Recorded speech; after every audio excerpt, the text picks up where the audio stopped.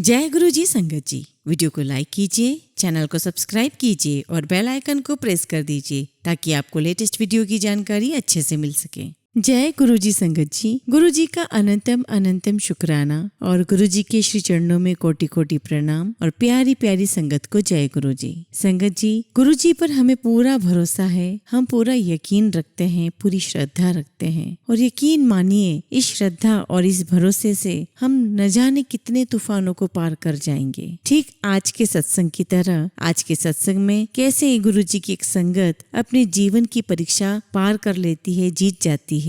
आज का सत्संग हम अनु आंटी का सुनेंगे, तो चलिए संगत जी सत्संग शुरू करते हैं। प्यार करे अपार जो, मेहर का जिसकी कोई अंत ना, हाथ जोड़ नतमस्तक होकर करूँ उस गुरु की वंदना। गुरु जी के साथ मेरी आध्यात्मिक यात्रा 25 मार्च 2006 को आरंभ हुई, जिस दिन मैं पहली बार उनके यहाँ गई और उसके कुछ ही समय बाद मेरे चौथे सेमेस्टर की परीक्षाएं शुरू हो गई। परीक्षा से पहले मैं गुरुजी का आशीर्वाद लेने नहीं जा सकी क्योंकि हमारे घर से एम्पायर स्टेट बहुत दूर था और मैं अपनी परीक्षा की वजह से बहुत तनाव में थी। 15 दिनों के बाद मुझे गुरुजी के दर्शन हुए। सुबह के 5 बज रहे होंगे जब मैंने उन्हें सपने में देखा। मैं अपने पिता के साथ स्कूटर पर बड़े मंदिर जा रही थी। मैंने देखा कि मंदिर में गुरुजी मंजी अर्थात चारपाई पर बैठे हुए थे।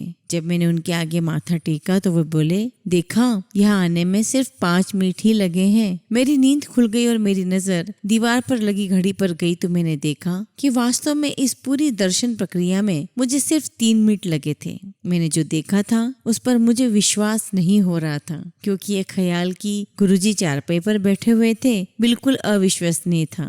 पर मुझे बाद में पता चला कि गुरुजी जब बड़े मंदिर आते थे तो चारपाई पर बैठते थे। मेरी परीक्षा गुरुजी के यहाँ जाने के 1 महीने बाद शुरू हुई। वह मेरे जीवन की अब तक की सबसे अच्छी परीक्षा रही। मेरे सारे प्रश्नों के उत्तर दिए, उनमें से बहुत से तो ऐसे थे जो मैंने परीक्षा से ठीक पहले पढ़े थे। मुझे इसमें गुरुजी की कृपा साफ नजर आ रही थी। मेरी दूसरी परीक्षा में 4 दिन थे, लेकिन एक दुर्घटना की वजह से मुझे उस परीक्षा में बैठ पाना मुश्किल लग रहा था। मैं अपने पिता के पीछे स्कूटर पर बैठी हुई थी और मन में गुरुजी का शुक्राना कर रही थी और मैं गिर गई। उस समय ट्रैफिक बहुत ज्यादा था और हम नई दिल्ली के झंडे वाला मंदिर की लाल बत्ती पर थे। अवश्य कोई मुझे कुचल कर निकल जाता, परंतु आश्चर्य की बात तो यह थी कि जब मैं सड़क पर गिरी हुई थी, हिल भी नहीं पा रही थी, वहां से कोई गाड़ी तो छोड़ो कोई पैदल यात्री भी नहीं गुजरा।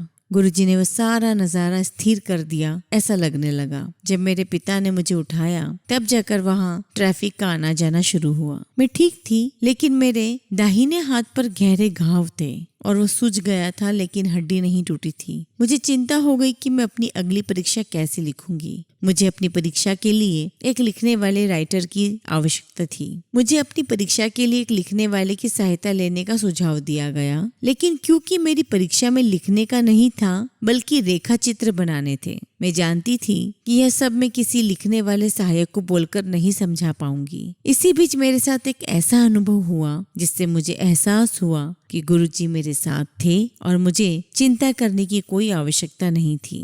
हमारी कॉलोनी के साथ ही एक फौजी परीक्षण केंद्र था जहाँ सैनिक बैंड अभ्यास करते थे। उनके बैंड के शोर की वजह से मैं पढ़ाई नहीं कर पाती थी। तंग आकर मैंने गुरुजी से शिकायत की। अभी मैंने मन में उनसे शिकायत की ही थी कि बैंड की आवाज बंद हो गई और अगले 10 दिन बंद रही, मेरी परीक्षा समाप्त होने तक। गुरुजी से दिव्य सहारा पाकर मैंने अपनी परीक्षा स्वयं लिखने का निर्णय लिया। गुरुजी में पूरा विश्वास रखते हुए जब मैं परीक्षा देने बैठी तो मैंने पाया कि एक बार जो मैंने लिखना शुरू किया तो पूरी परीक्षा बिना रुके लिख पाई। उस समय मुझे बिल्कुल दर्द नहीं हुआ, लेकिन जैसे ही मैंने अपना पेपर खत्म किया मैं अपना हाथ हिला भी नहीं पा रही थी। गुरुजी के आशीर्वाद से उस परीक्षा में मेरे 70 अंक आए। लेकिन सिर्फ इतना ही नहीं हुआ, मेरी बाकी हर परीक्षा में गुरुजी की कृपा मेरे साथ रही थी। मेरी अगली परीक्षा 4 दिनों के बाद दोपहर में थी, लेकिन मेरी तैयारी ठीक से नहीं हुई। परीक्षा वाले दिन मैं पढ़ाई करने के लिए सुबह 4 बजे उठी। 4 घंटे बीत गए और मैं सिर्फ 1 खंड पढ़ पाई थी, 1 चैप्टर पढ़ पाई थी और बाकी के 4 चैप्टर पूरे करने के लिए मेरे पास सिर्फ 2 घंटे थे। मैं थक गई थी और हिम्मत भी हार चुकी थी, लेकिन गुरुजी ने मुझे संभाल लिया। मैंने गुरुजी से सहायता के लिए प्रार्थना की और उन्हें अपने निकट महसूस किया। जल्द ही मैं एक नए जोश से पढ़ाई करने लग गई और पन्ने पलटती गई और हर खंड से छोटे छोटे भाग पढ़ती चली गई। परीक्षा में लगभग आधे सवाल उन 4 खंडों में से आए। सवाल उन भागों में से थे जो मैंने सुबह ही पढ़े थे, उन्हीं पंक्तियों में से जो मैंने सुबह चुनी और उन्हें पढ़ा, यहाँ तक कि उन अक्षरों तक का जहाँ मैंने पढ़े थे। खंडों के बाकी भागों में से कुछ भी नहीं पूछा गया था। तब जाकर मुझे समझ आया, गुरुजी स्वयं प्रश्न पत्र तैयार करते हैं और वे ही सुनिश्चित करते हैं कि हम समय से पढ़ाई कर लें। वे हमारे साथ पढ़ाई भी करते हैं। जब हम उदास होते हैं तो वे हमें हिम्मत प्रदान करते हैं, हमसे बेहतर काम करवाते हैं और हमारी सोच से बढ़कर सर्वश्रेष्ठ परिणाम देकर हमें पुरस्कृत करते हैं। गुरुजी की कृपा से मेरी परीक्षा अच्छी हुई और मेरे 79 अंक आए। अगर उनका आशीर्वाद ना होता तो मैं फेल हो जाती। जल्द ही गुरुजी के यहाँ जाने के लिए शुक्रवार हमारा निर्धारित दिन बन गया। मैं अपने पिता के ऑफिस तक बस में जाती और वहां से हम दोनों एम्पायर स्टेट जाते। लेकिन एक शुक्रवार की बहुत तेज तपती दोपहर में मैं अपना पर्स ले जाना भूल गई और मेरे पास मात्र 10 रुपए थे। उसी दिन बस चालक ने अपना रास्ता भी बदल दिया और मुझे एक अनजान जगह पर उतर जाने के लिए कहा। अब मेरे पास 5 रुपए बचे थे और उनसे या तो मैं अपने पिता को फोन करके वहां बुला सकती थी, जो जगह मैं स्वयं भी नहीं जानती थी, या मैं घर वापस जा सकती थी। मैंने गुरुजी से प्रार्थना की और चलती रही। 1 घंटा चलते रहने के बाद मैं अपने पिता के ऑफिस पहुंची, सूजे हुए और छालों से भरे हुए पैरों के साथ। फिर हम वहां से मंदिर के लिए निकले। शाम को जब मैं गुरुजी से आज्ञा लेने गई तो वो मेरी ओर देखकर बोले, चल दफा हो। मैं फुट फुट कर रोने लगी, क्योंकि वैसे ही उस दिन मुझे बहुत कष्ट उठाने पड़े थे। उस समय मैं यह नहीं जानती थी कि गुरुजी ने किसी दुष्ट शक्ति को दफा किया था जो मुझे उनके यहाँ आने से रोक रही थी, और सचमुच उनके कहे गए शब्द आशीर्वाद साबित हुए।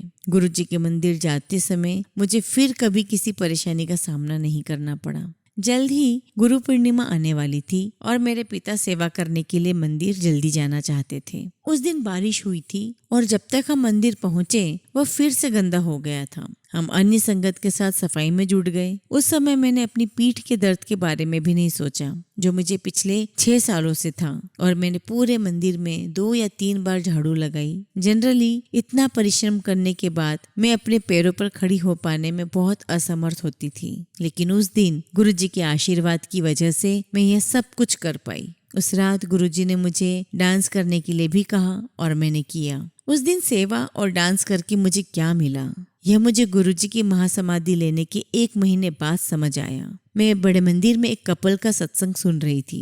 गुरुजी ने उनमें से एक को डांस करवाया था, जिसके बाद उन दोनों के शरीर का दर्द ठीक हो गया था। तब मुझे अनुभूति हुई कि गुरु पूर्णिमा के बाद मुझे फिर कभी पीठ में दर्द ही नहीं हुआ। यहाँ तक कि मैं अपने दर्द के बारे में भूल चुकी थी। कितनी बार हमें पता ही नहीं चलता है कि गुरुजी ने हम पर कितनी कृपा की है।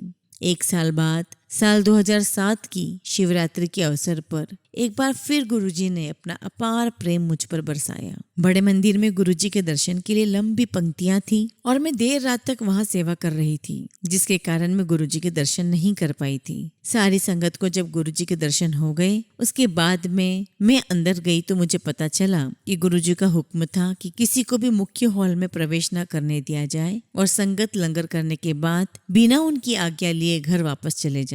मैंने एक महिला संगत जो द्वार पर पहरा दे रही थी को बहुत समझाने की कोशिश की कि मैं अंदर गुरुजी के दर्शन के लिए जाना चाहती थी, न कि आज्ञा लेने के लिए, लेकिन उन्होंने मेरी एक नहीं सुनी। लेकिन गुरुजी ने मेरी सुन ली और मुझे अंदर बुलाया। मुझे समझ आ गया कि जब कोई हमारी नहीं सुनता है तब गुरुजी हमारे साथ होते हैं। उनकी नजर हमेशा हम पर होती है। वे अलग अलग माध्यम से हमसे संपर्क बनाते हैं। गुरुजी हमारे साथ निशब्द संपर्क में होते हैं। ये बात एक बार फिर बैसाखी के अवसर पर मुझे साफ हो गई। मैं एक दिन पहले एम्पायर स्टेट गई थी क्योंकि मेरे 3 विषयों की प्रैक्टिकल परीक्षाएं होने वाली थी। गुरुजी साइड बोर्ड पर बैठे हुए थे और उनके चरण स्पर्श करते समय मैंने मन में ही उन्हें बैसाखी की शुभकामनाएं दी। बैसाखी के दिन मेरा पूरा कमरा गुरुजी की दिव्य सुगंध से भर गया। गुरुजी की तस्वीर से, स्वरूप से सुगंध आ रही थी और मुझे लगा जैसे गुरुजी मुझे बुला रहे थे। मेरे माता पिता मंदिर के लिए पहले ही निकल चुके थे, इसलिए मैंने संगत में अपनी एक सहेली को फोन किया जो अपने माता पिता के साथ मंदिर जा रही थी। हालांकि उनकी गाड़ी में जगह नहीं थी, फिर भी वे मुझे अपने साथ ले चलने के लिए मान गए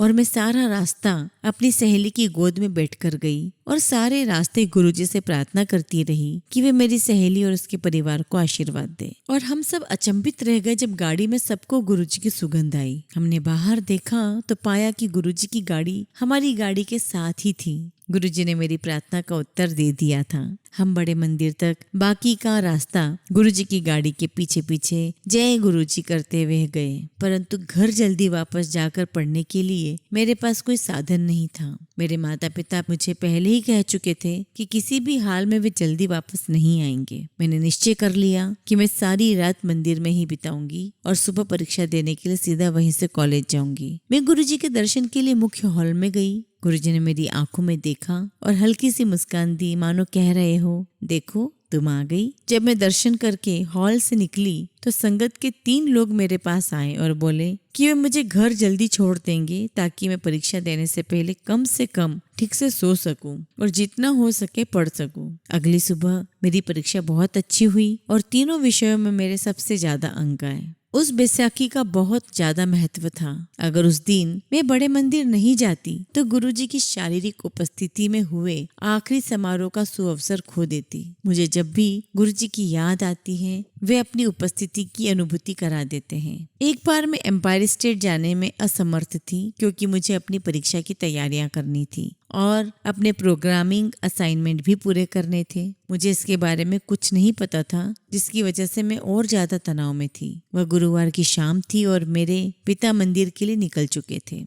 और मैं इस बात से बहुत परेशान हो रही थी कि अब 15 दिनों तक मैं गुरुजी के दर्शन नहीं कर पाऊंगी। मैं अपने आप को रोक नहीं पाई और अपनी पढ़ाई छोड़कर कंप्यूटर पर गुरुजी की तस्वीर देखने लग गई। मेरे देखते ही देखते गुरुजी के माथे पर त्रिशूल बन गया और मैं उसे देखकर सरप्राइज रह गई। उनके माथे पर नसों ने त्रिशूल का आकार ले लिया। मुझे ऐसा लगा जैसे गुरुजी मुझे बोल रहे हों, तो चिंता ना कर, मैं हमेशा तेरे साथ हूँ। मैं परीक्षा अच्छे से दे पाई। गुरुजी में विश्वास की वजह से मैं अपनी परीक्षाओं में सफल रही और कुल मिलाकर मेरे 76.25% अंक आए। हालांकि इस एक विषय में मैं 3 अंकों से पास होने से चूक गई। आपको जीवन में जो कुछ भी मिलता है वह गुरुजी का आशीर्वाद है। अगर आप वास्तव में उनसे प्रेम करते हैं और उनका आदर करते हैं तो उनका आशीर्वाद स्वीकारना सीखिए और कभी शिकायत मत कीजिए। अगर आपको वो नहीं मिला जो आपको चाहिए, उनमें विश्वास रखिए और इस बात में भी विश्वास रखिए कि गुरुजी वो देते हैं जो आपके लिए सर्वश्रेष्ठ होता है। वे आपके जीवन की हर छोटी से छोटी घटना सुनियोजित करते हैं। ये पहली बार नहीं हुआ था कि गुरुजी ने मेरी शिक्षा पर, मेरी एजुकेशन पर अपने आशीर्वाद की कृपा बरसाई। 1 साल पहले एम्पायर स्टेट में मुझे उनका आशीर्वाद प्राप्त हुआ था। एम्पायर स्टेट में जब मैंने गुरुजी के आगे माथा टेका तो वे बोले, चलो ऊपर। गुरुजी के कहे गए शब्दों का अर्थ ऊपरी मंजिल पर जाने तक सीमित नहीं था। उस दिन जब मैं घर पहुंची तो मेरी सहेली का संदेश आया था,